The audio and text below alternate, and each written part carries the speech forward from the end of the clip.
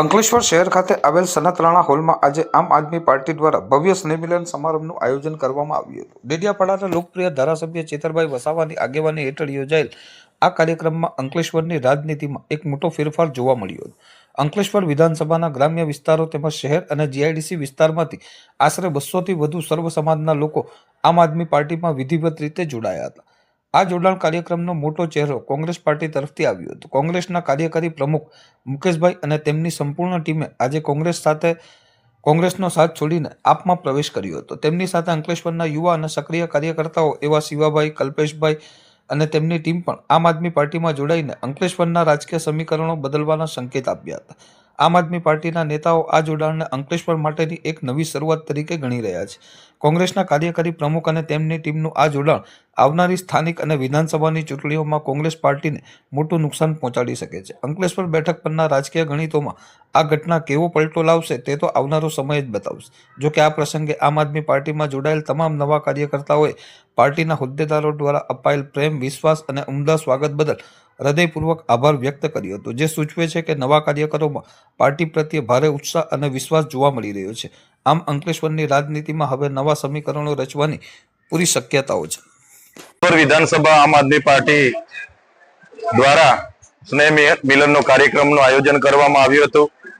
એમાં મારી સાથે આમ આદમી પાર્ટીના જિલ્લા પ્રમુખ પિયુષભાઈ પટેલ, યુવા પ્રમુખ ચિરાગસિંહ, સાથે મહામંત્રી દીપકભાઈ પટેલ અને આ વિધાનસભાના પ્રભારી નીતિનભાઈ પટેલ, શહેરના પ્રમુખ વિનયભાઈ સાથે દીપકભાઈ, તમામ લોકોની ઉપસ્થિતિમાં નવા વર્ષની આજના દિવસે અમારી સાથે કોંગ્રેસના ઘણા પદાધિકારીઓ, ભારતીય જનતા પાર્ટીના ઘણા પદાધિકારીઓ, સરપંચ, ગ્રામ પંચાયતના સભ્યો જેવા ઘણા આગેવાનો પણ આજે અમારી સાથે જોડાયા છે।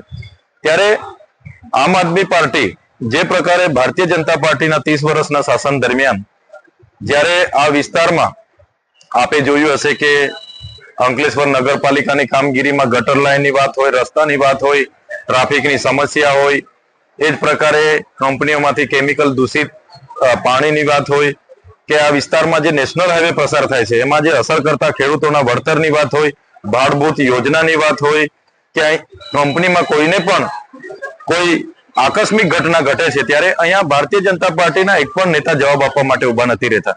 આજે એપીએમસી ની વાત કરીએ, ખેડૂતોની વાત કરીએ, રોજમદારો, શ્રમિકોની વાત કરીએ, ત્યારે જે આજની આ પરિસ્થિતિ છે એની સામે આમ આદમી પાર્ટીમાં લોકો જોડાઈને આમ આદમી પાર્ટીની વિચારધારા સાથે અમારા સમર્થનમાં આગળ વધવા માંગે છે।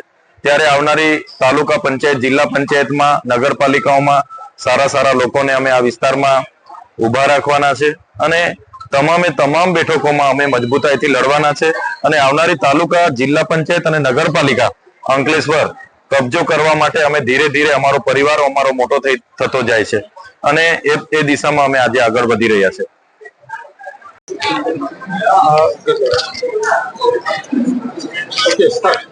આજ રોજ અંકલેશ્વર તાલુકામાં સ્નેહ મિલનનો કાર્યક્રમ રાખવામાં આવ્યો।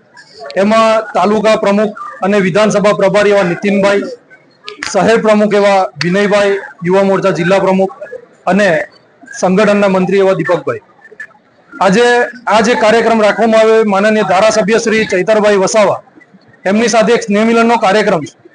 વારંવાર ચૈતરભાઈને ભાજપ દ્વારા દબાવવામાં આવતા હતા, પરંતુ આ એ ચૈતરભાઈ વસાવા છે કે જેઓએ આજે દેશના વડાપ્રધાનને દેડિયાપાડા લાવવા માટે મજબૂર કરી દીધા અને એમની જે બહાદુરી છે એમની સાથે જોડાવા માટે, એમના હાથ મજબૂત કરવા માટે આજે અંકલેશ્વર તાલુકામાંથી અલગ અલગ ગામડાઓમાંથી કોંગ્રેસના અને સામાજિક આગેવાનો ઘણા બધા લોકો આજે આમ આદમી પાર્ટીમાં જોડાયા છે। એ તમામ લોકોનું પણ આમ આદમી પાર્ટીમાં અમે સ્વાગત કરીએ છીએ અને આવી જ રીતે આમ આદમી પાર્ટી આગામી ઇલેક્શનોની પણ જે તૈયારીમાં છે અત્યારથી લાગી ગઈ છે અને નગરપાલિકાઓ, જિલ્લા પંચાયતો અને તાલુકા પંચાયતોમાં પણ પોતાના આમ આદમી પાર્ટીના ઉમેદવારો તમામ જગ્યાએ તમામ સીટો પર ઉભા રાખશે।